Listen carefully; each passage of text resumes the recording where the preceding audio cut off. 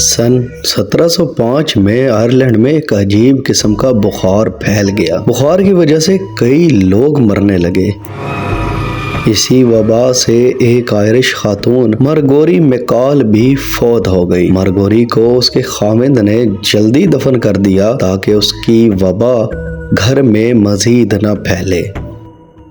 اس کے خاوند نے مارگوری کو ایک نہایت قیمتی انگوٹھی بھی دے رکھی تھی، لیکن وبا کی وجہ سے مارگوری کی لاش بہت زیادہ سوج گئی۔ اس کے شوہر نے وہ انگوٹھی اتارنے کی بہت کوشش کی مگر ناکام رہا۔ اس انگوٹھی کی خبر شہر میں پھیل گئی اور چوروں کو بھی اطلاع ہو گئی کہ آج دفن ہونے والی عورت کے ہاتھ میں ایک بیش قیمت انگوٹھی ہے۔ چور اس انگوٹھی کو آسانی سے بیچ کر رقم بنا سکتے تھے، اسی لیے جیسے ہی مارگوری کو دفن کیا گیا، چور اس کی قبر پر پہنچ گئے۔ قبر کی مٹی ابھی گیلی تھی، اس کی کھدائی جلدی ہو گئی۔ قبر جیسے ہی کھلی، سامنے تابوت میں مارگوری کی لاش تھی جو سوجن زدہ تھی۔ چوروں نے بہت کوشش کی کہ وہ کسی طرح انگوٹھی کو نکال لیں مگر ناکام رہے۔ بالآخر انہوں نے انگلی کاٹنے کا فیصلہ کیا۔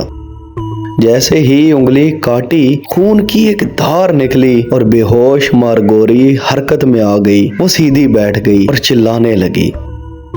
چوروں نے مردہ عورت کو زندہ ہوتے دیکھا تو دہشت سے مر گئے۔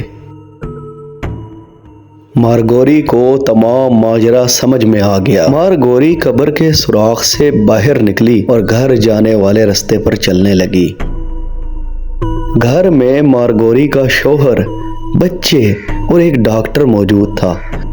گھر کے دروازے پر دستک ہوئی تو شوہر دستک کو پہچانتے ہوئے بولا، اگر آج تمہاری ماں زندہ ہوتی تو میں قسم کھا سکتا ہوں کہ یہ آواز اس کی دستک کی ہے۔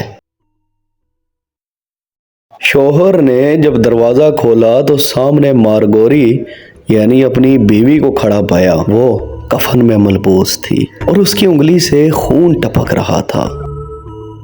اس کا شوہر یہ دیکھ کر حیرت سے فرش پر گرا، اسے دل کا دورہ پڑا اور وہ موقع پر ہی فوت ہو گیا، جسے بعد میں مارگوری کی خالی قبر میں دفنایا گیا۔